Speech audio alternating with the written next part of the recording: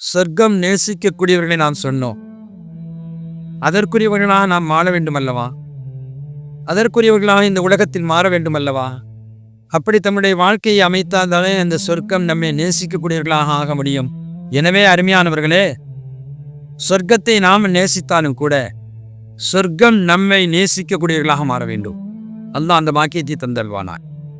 அல்லாஹு ஜல்லஷானஹு தஆலா அவனுடைய அருள், அந்த நிஅமத், அந்த பாக்கியம்தான் சொர்க்கம். தண்டனைக்குரியது குறைவாக இருந்தால் அருளுக்குரியது அதிகமாக இருக்கும். அதனால தான் அல்லாஹு தஆலா நரகத்தை 7ஆக படைத்து சுவனத்தை 8ஆக படைத்தான். அது என்னென்ன சொர்க்கம், அந்த 8 சொர்க்க பேர் என்ன என்பதை நாம் சொல்லுவோம்.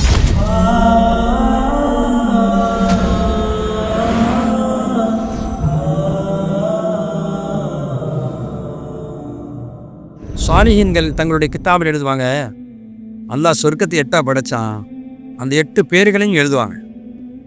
தாருல் ஜலால், தாருல் சலாம், தாருல் கரார், ஜன்னத்துல் மஅவா, ஜன்னத்துல் நஈம், ஜன்னத்துல் ஃபிர்தௌஸ், ஜன்னத்துல் ஹுல்த், ஜன்னத்து அத்ன்.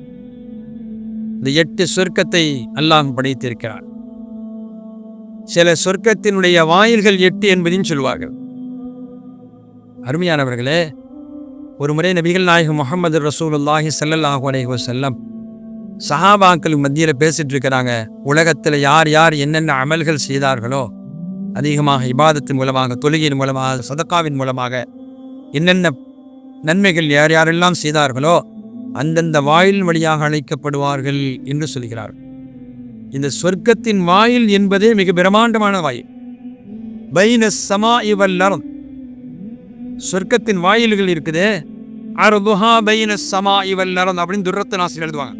அதனுடைய வாயில் மிக பிரமாண்டமாக இருக்கும், மிக விசாலமாக இருக்கும். கோடான கோடி மக்கள் ஆதம் அலைஹிஸ்ஸலாத்து வஸ்ஸலாம் அவர்கள் முதல் கியாமத் நாள் வரை வந்த மனிதர்கள் எல்லாம், நல்லவர்கள் எல்லாம் சுவனம் உள்ளே போக வேண்டும் அல்லவா? அல்லாஹ் அந்த வாசலை விசாலம் படைச்சான். அருமையானவர்களே, அது விந்தை உலகம். எல்லாமே விந்தையாகத்தான் இருக்கும், அற்புதமாக இருக்கும். சொர்க்கத்தில் உள்ள ஒவ்வொன்றையும் நபிகள் நாயகம் ஸல்லல்லாஹு அலைஹி வஸல்லம் சொல்லும் பொழுது அல்லாஹு அக்பர் ஆனந்தமாக இருக்கும். அப்ப சொர்க்கத்தினுடைய வாயில்கள் பிரமாண்டமாக விசாலமாக இருக்கும். அப்புறம் ரசூல் ஸல்லல்லாஹு அலைஹி சொல்றாங்க, அந்தந்த வாயில் வழியாக அழைக்கப்படுவார்கள் நன்மைக்குரியவர்கள் என்று சஹாபிகளுக்கு மத்தியில சொல்லும் பொழுது சையதுனா அபூபக்கர் சித்தீக் ரலியல்லாஹு அன்ஹு சொல்கிறார்கள், யா ரசூலல்லாஹ், நான் எந்த வாயில் வழியாக அழைக்கப்படுவேன்? அண்ணல் பெருமான் சொன்னார்கள், அனைத்து வாயில் வழியாகவும் நீங்கள் அழைக்கப்படுவீர்கள் என்று சொன்னார். ஏன்னா எல்லா நன்மையிலும் அவர் செய்திருக்கிறார், எல்லா நன்மைகளுக்கும் அவர்கள் முந்திருக்கிறார்கள். எனவேதான் அருமையானவர்களை, நம்முடைய வாழ்க்கையில் அத்தனை காரியங்களுக்கும் முற்படுத்தி செய்ய, நல்ல காரியங்களுக்கு நம்மை முற்படுத்திக் கொள்ள வேண்டும். அதனால தான் அல்லாஹ் சொன்னான், ஃபஸ்தபிகுல் ஹைராத், நன்மையான காரியங்களை உங்களை முற்படுத்திக் கொள்ளுங்கள், நீங்கள் முந்திக் கொள்ளுங்கள். எனவே அருமையானவர்களே, அந்தந்த வாயில் வழியாக அழைக்கப்படுவார்கள். ஒவ்வொரு சொர்க்கமும் தாருல் ஜலால், தாருல் சலாம், தாருல் கரார், ஜன்னத்துல் மஅவா, ஜன்னத்துல் நஈம், ஜன்னத்துல் ஃபிர்தௌஸ், ஜன்னத்துல் ஹுல்த், ஜன்னத்து அத்ன், இந்த ஒவ்வொரு சொர்க்கமும் சுப்ஹானல்லாஹ், ஒவ்வொன்றும் ஒவ்வொரு விதத்தில் அல்லாஹ் தஆலா உருவாக்கி இருக்கிறான் என்று சொல்வார்கள். ஒவ்வொன்றையும் ஒவ்வொரு விதத்தில், அதனுடைய சுவர்கள், அதனுடைய செங்கல், அதனுடைய மணல்கள், இதுவெல்லாம் எப்படி இருக்கும்? ஒவ்வொரு சொர்க்கமும் ஒவ்வொரு விதத்தில் படைக்க, ஒவ்வொரு முத்துக்களை கொண்டு, மாணிக்கத்தால், மரகதத்தால், வைடூரியத்தால், தங்கத்தால், வெள்ளியால் பதிக்கப்பட்டிருக்கும். அதனுடைய மணல்கள் எல்லாம் கஸ்தூரிகளாக இருக்கும். அப்படித்தான் சோனங்கள் ஒவ்வொன்றும் உண்டு. துர்ரத்தின் ஆசையில் ஒரு செய்தி எழுதுவாங்க, இப்படி சொல்றாங்க, வஅம்மா லில் ஜினானி ஸமானியத்து அப்வாபுன், சொர்க்கம் 8 வாயிலில் கொண்டது. பாபுல் அவ்வல் மக்தூபன் அலல் பாபி லா இலாஹ இல்லல்லாஹ் முஹம்மதுர் ரசூலுல்லாஹ், ஒப்பற்ற நாயகத்தினுடைய பெயர்களை அல்லாஹ்வின் பெயரோடு எழுதப்பட்டு முதல் சொர்க்க வாசலுடைய வாயிலில் எழுதப்பட்டிருக்கிறது. முதல் வாயிலில் எழுதப்பட்டிருக்கும். அந்த முதல் வாயில் வழியாக யாரெல்லாம் நுழைவார்கள் என்று சொன்னால், பாபுல் அம்பியா இவல் முர்ஸலீன வஷ்ஷுஹதாஇ வல் அஸ்கியாஇ, நபிமார்களும் ரசூல்மார்களும் ஷுஹதாக்களும் கொடைவல்லல்களும் நுழைவார்கள். உலகத்தில் கொடைத்தன்மையோடு வாழ்ந்தவர்கள், அள்ளி அள்ளி கொடுத்தவர்கள், நுள்ளிக் கொடுக்காமல் அள்ளிக் கொடுத்தவர்களும் ஷுஹதாக்களோடு, முர்சலீன்களோடு, நபிமார்களோடு நுழைவார்கள். முதல் வாயில் வழியாக நபிமார்களும், முர்சலீன் ரசூல்மார்களும், ஷுஹதாக்களும், கொடைவல்லலும் நுழைவார்கள். இரண்டாவது வாயில் வழியாக நுழையக்கூடியவர்கள் அல் முசல்லீன், தொழுகையையும் ஒதுவையும் பரிபூர்ணமாக செய்தவர்கள். பரிபூர்ணமான முறையில் ஒது செய்து தொழுகையை பரிபூர்ணமாக்கி தொழுதவர்கள் இரண்டாவது வாயில் வழியாக நுழைவார்கள். மூணாவது வாயில் வழியாக அல் முசக்கீன அம்வாலும், தங்களுடைய அல்லாஹு தால கொடுக்கப்பட்ட அந்த பொருள்களிலிருந்து எல்லாம் ஜக்காத் கொடுத்தார்களோ அவர்கள் நுழைவார்கள் என்று சொல்வார்கள். நாலாவது வாயில் வழியாக ஆமிரீன பில் மஅரூஃபி வன்னாஹீன அனில் முன்கர், உலகத்தின நல்ல காரியங்களை மக்களுக்கு எடுத்துரைத்து நல்ல காரியங்களை செய்து தீயான காரியங்களை தடுக்கக்கூடியவர்கள். அருமையானவர்களே, இந்த செய்தியும் உங்களுக்கு நன்மையான காரியங்கள் தான்.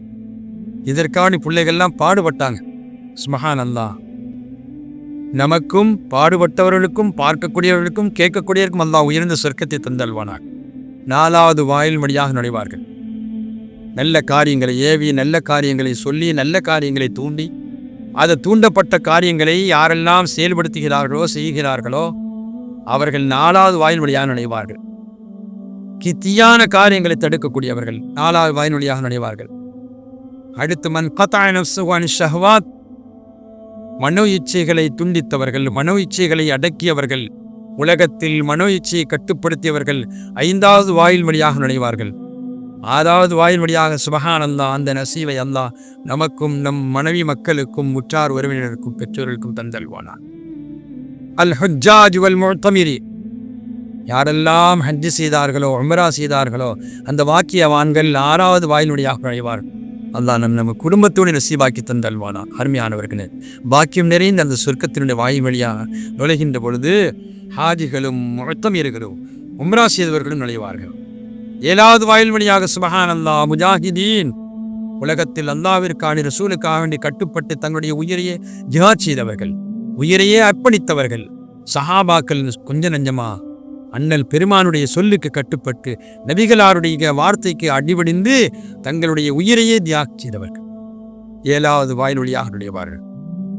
எட்டாவது வாயில் வழியாக அல்லதீன யகுத்தூன அப்சாரஹும் அனில் ஹராமி, தங்களுடைய பார்வையை தாழ்த்தி கொண்டவர்கள், ஹராமான காரியங்களை பார்ப்பதை விட்டும் செயல்படுத்துவதை விட்டும் தங்களை யாரெல்லாம் கட்டுப்படுத்தி உலகத்தில் வாழ்ந்தார்களோ அவர்களெல்லாம் எட்டாவது வாயில் வழியாக நுழைவார் என்பதை பெருமக்களான சாலிஹீன்கள் நமக்கு சொல்லித் தருகிறார்கள்.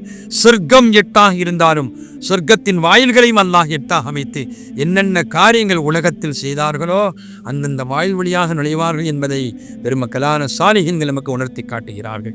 இதை இப்னு அப்பாஸ் ரலியல்லாஹு அன்ஹு அவர்கள் அறிவிக்கிறார் என்பதையும் கூட சொல்வார்கள். இன்னும் சொல்ல போனால் இது ஒரு கருத்தான சொல்வார்கள். இந்த 8 வாயில்களை அமைத்து இந்த வழியாக இவர்களெல்லாம் செல்வார்கள். நபிகள் நாயகம் ஸல்லல்லாஹு அலைஹி வஸல்லம் சொல்லும்போது சொன்னார்கள் அல்லவா, சதகா கொடுத்தவர்கள் அந்த வாயில் வழியாக நுழைவார்கள், நோன்பு வைத்தவர்கள் பாபு ரய்யான் வாயில் வழியாக நுழைவார்கள். அதுவும் உண்டு.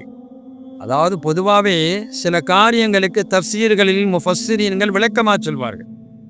ஹதீஸ்களில் இருந்து எடுக்கப்பட்டு சில காரியங்களை விரிவாக சொல்வார்கள். சதகா கொடுத்தவர்கள் சதகா வாசன் வழியாக பாபு சதகா, அது மாதிரி பாபு சலா தொழுகையாளினுடைய வாயில், பாபு ஜக்காத் ஜக்காத் கொடுத்தவருடைய வாயில், பாபு சதகா, பாபு ஜக்காத், பாபு சலாத், பாபு ரய்யான், ஆக இந்தந்த வாயில் வழியாக நுழைவார்கள். எனவே பல கருத்துக்களை கொண்டதுதான் சொர்க்கத்தினுடைய வாயில்கள். பல வாயில்கள், அந்த பல வாயில்களில் நன்மை செய்தவர்கள் அந்தந்த வாயில் வழியாக நுழைவார்கள் என்பதை பெருமக்களான சாலிஹீன்கள் நமக்கு விரிவாக சொல்வார். எனவே அத்தகைய கூட்டத்தில் நாமும் இருக்க வேண்டும்.